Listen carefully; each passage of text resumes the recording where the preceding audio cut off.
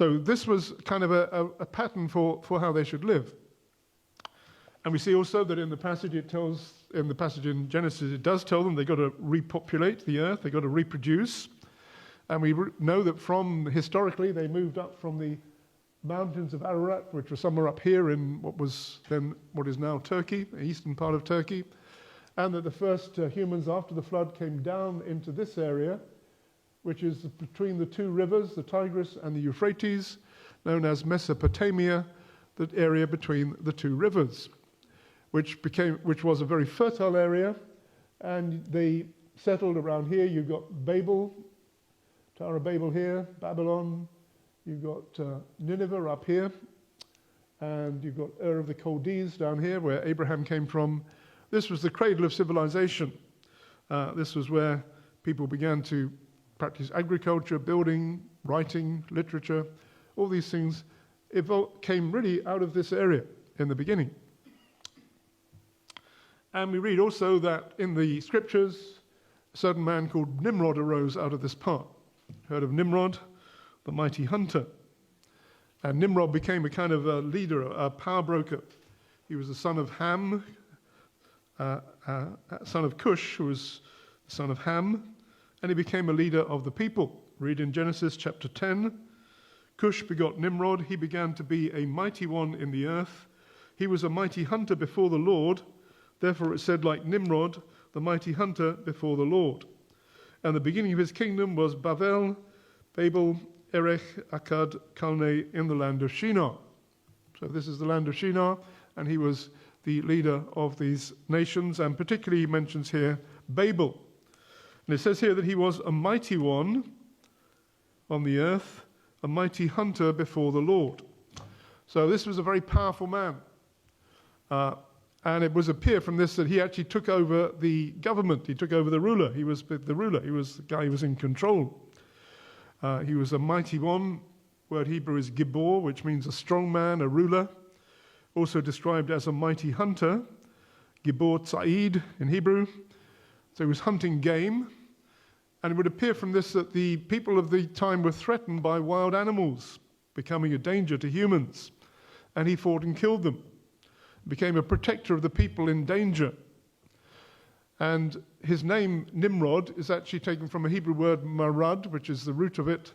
Marad is the Hebrew word for to rebel against the authority and take over the authority, also to rebel against God. So behind this man, Nimrod, you've got a collection of concepts that he is a mighty ruler, he's a rebel against God, and somehow he's protecting people through being a mighty hunter because they're afraid of the wild animals which have now been released from the ark and have reproduced and now becoming fierce. Particularly, we could think of lions and such animals becoming a danger to the people. And he fights them to defend them against this danger. And in that time, people begin to look to him as being a kind of savior figure. He gains power through his action of saving the people from the wild animals. And it's interesting if you look into history and you look into events that there's a kind of pattern with this. You've got a picture here of Nimrod, the mighty hunter. Note he's got a lion in his hand here.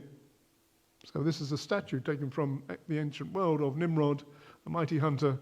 And he's a big man, he's got this lion under his arm. So he's a mighty hunter who's defending the people against the dangers of the world around him. Interesting about the lions. I mentioned that Chris is taking people to the British Museum. We went the other week. It was a very interesting tour. One of the interesting things you can see in the British Museum is in the Assyrian room is this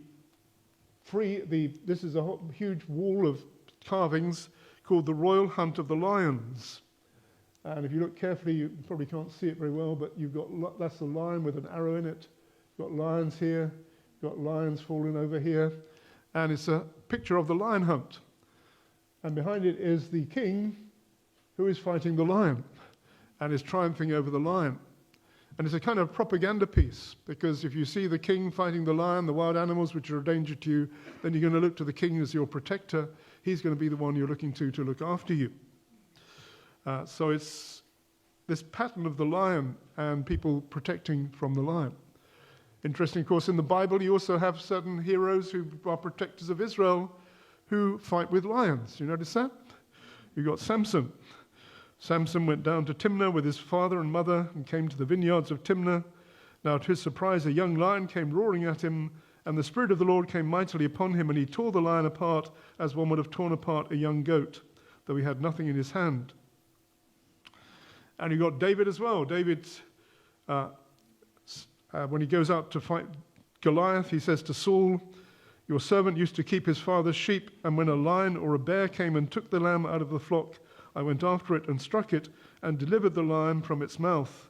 When it arose against me, I caught it by its beard and struck it and killed it. Your servant has killed both lion and bear, and this uncircumcised Philistine will be like one of them, seeing he has defied the armies of the living God." Moreover, David said, "The lion who delivered me from the paw of the Lord who delivered me from the paw of the lion and from the paw of the bear, he will deliver me from the hand of this Philistine." So Samson and David were both kind of hero figures, if you like, who protected Israel. And they both have in their credentials killing lions.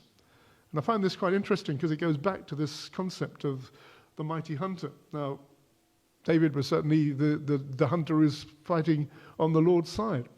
But you can see also that this idea of the person who is powerful, who's able to defeat the lions and protect them, becomes raised up as the one they're looking to look to for power and authority. If he uses that in the wrong way, then it's dangerous.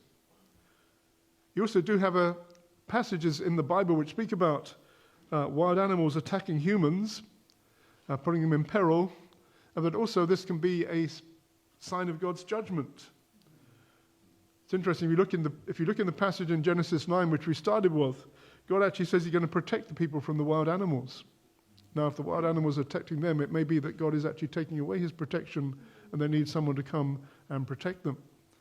If you go to Leviticus chapter 26, one of the passages which deals with God's dealings with Israel and the blessings which come upon them for obedience and the judgments which come upon them for disobedience. In Leviticus 26, it says, "Then if you walk contrary to me and are not willing to obey me, I will bring on you 7 more plagues according to your sins. I will also send wild beasts among you, which shall rob you of your children, destroy your livestock, and make you few in number, and your highways shall be desolate." Interesting about the highways being desolate. If the highways are desolate, it means you're dangerous to go along the roads. If you're dangerous to go along the roads, then you can't communicate between parts of your country, and perhaps the remote parts will become difficult to live in. Go to the book of Judges, you find that's exactly what happens. In the book of Judges, chapter 5, this is Deborah's song in Judges 5, verse 6 to 8. "In the days of Shamgar, son of Anath, in the days of Jael, the highways were deserted. Travelers walked along the byways, and village life ceased. It ceased in Israel.